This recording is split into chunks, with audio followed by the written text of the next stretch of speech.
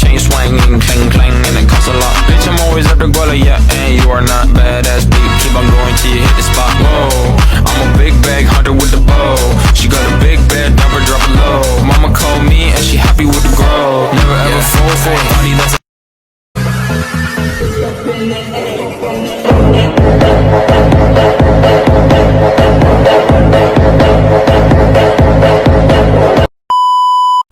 Halo guys, jadi apa sih pengertian dari polar dan non polar itu?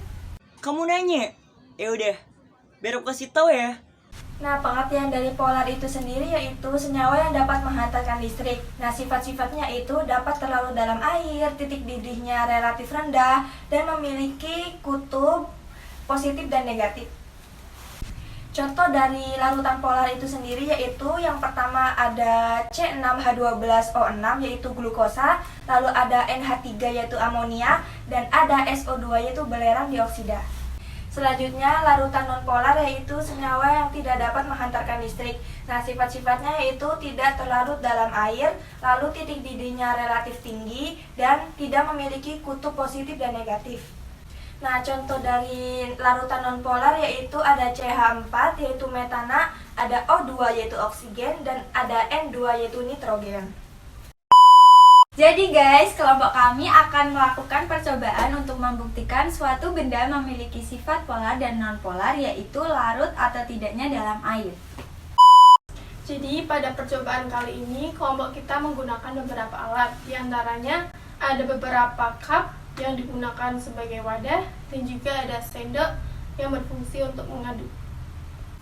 Jadi kelompok kita juga menggunakan beberapa bahan, di antaranya yang paling utama ada air, kemudian sabun cuci piring atau sabun cuci baju, kemudian ada minyak, kemudian ada margarin, dan juga ada gula. Untuk langkah percobaan kali ini, yang pertama kita tuangkan air ke masing-masing cup yang sudah ada. Setelah itu, masukkan bahan percobaan ke dalam gelas yang berisi air. Pertama ada sabun cuci piring secukupnya. Kemudian minyak goreng.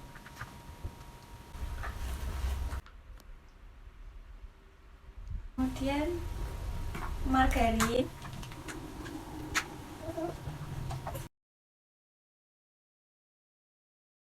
Dan gula.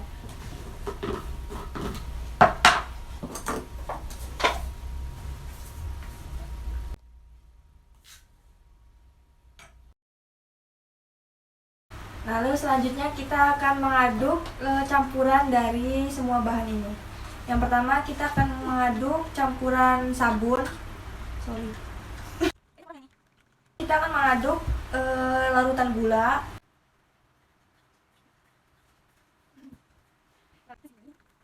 Lalu setelah itu larutan minyak dan margarin.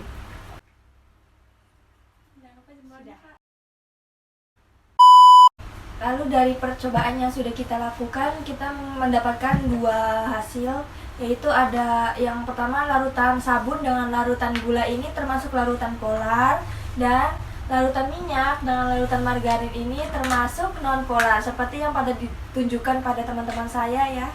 Lihat. Kesimpulan yang bisa kita dapat dari percobaan kali ini yaitu bahwa larutan gula dan larutan sabun ini termasuk polar karena dapat terlarut dalam air seperti pada sifat polar itu sendiri ya.